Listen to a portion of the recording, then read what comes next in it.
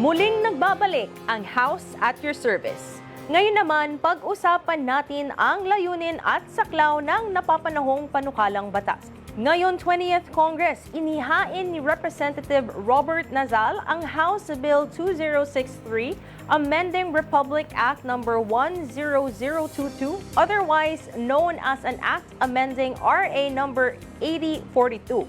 Layunin nitong paigtingin ang criminal liability ng mga mapang-abusong foreign employers at mga recruitment agencies. Ang detalye, panoorin po natin ito.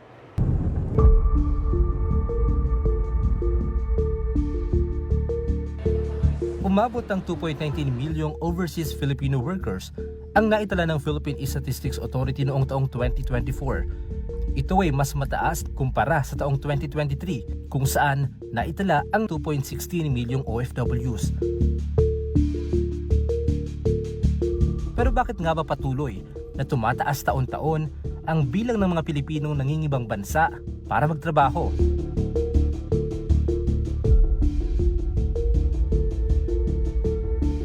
Tulad na lamang ni Randy Revilla na tubong Castilla Sorsogon.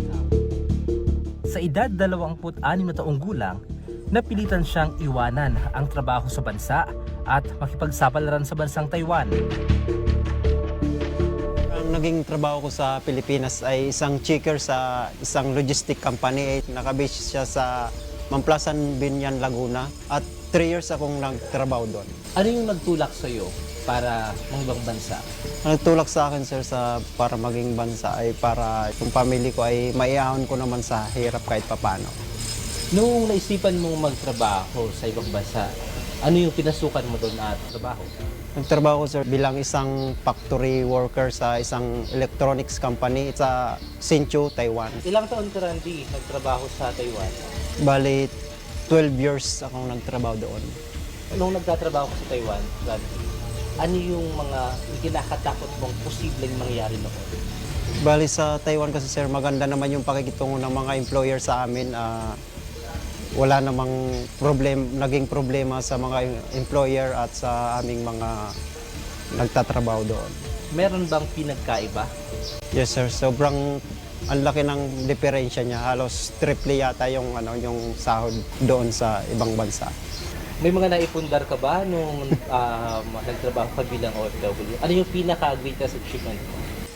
Napaaral ko yung kapatid ko, nagkaroon kami ng bahay, tapos napaayos ko rin yung, kahit di sobrang ganda yung bahay namin, bahay ng mga magulang ko.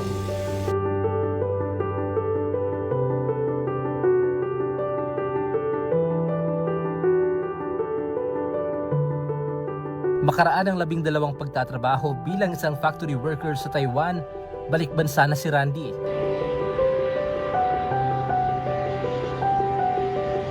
Kasalukuyan, napagsasabay niya ang kanyang hilig sa fotografiya at pagiging cameraman sa isang media company.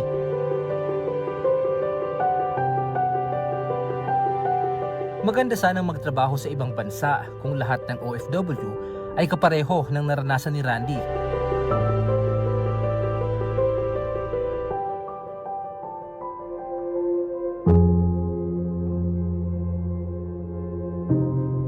Pero ang realidad, hindi lahat ay pinapalad. Tulad ng sinapit ni Joanna Di Mafelis, isang Pinay OFW sa Kuwait na natagpaang wala ng buhay sa loob ng isang freezer at ang salarin ang mismong mga amo niya.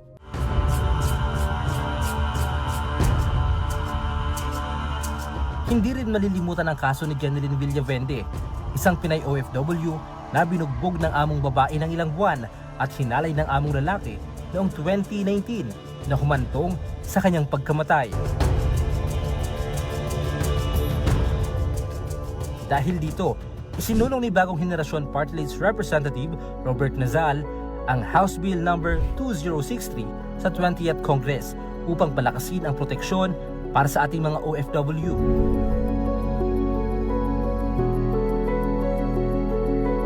Layunin ng panukalang batas na ito na patawan ng criminal liability ang mga abusadong foreign employers at mga pabayang recruitment agencies.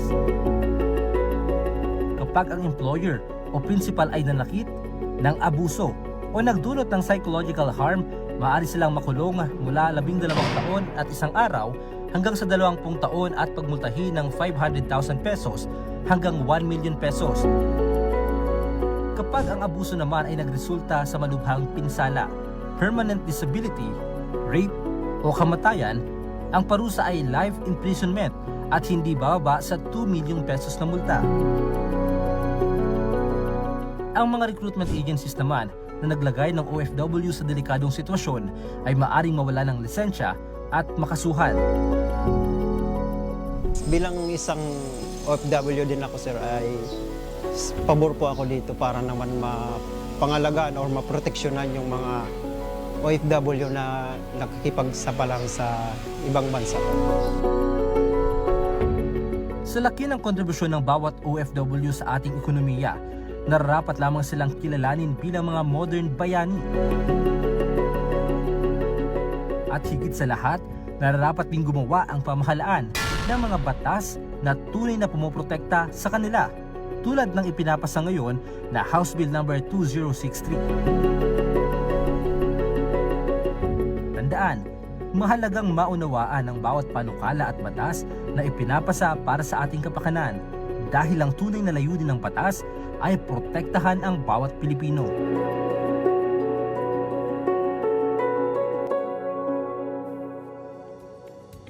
Maganda itong isinulong na House Bill 2063 dahil hindi na lamang mga recruitment agencies ang maaring makasuhan.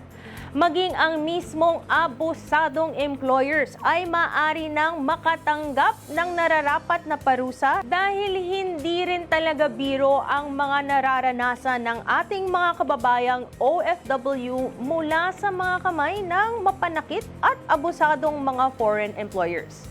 At ilang taon na rin tayong nakakarinig ng mga balita ng mga OFW na namatay na walang laban, binubugbog, ginahasa at umuwing luhaan.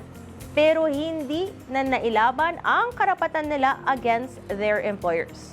At kaya sa tulong ng House Bill na ito ay mas nakasisigurado tayong mapapanagot na ang totoong may sala. Tandaan, mahalagang alamin ang bawat panukalang batas para sa ating mga kapakanan. Dahil ang layunin ng batas ay protektahan ang lahat.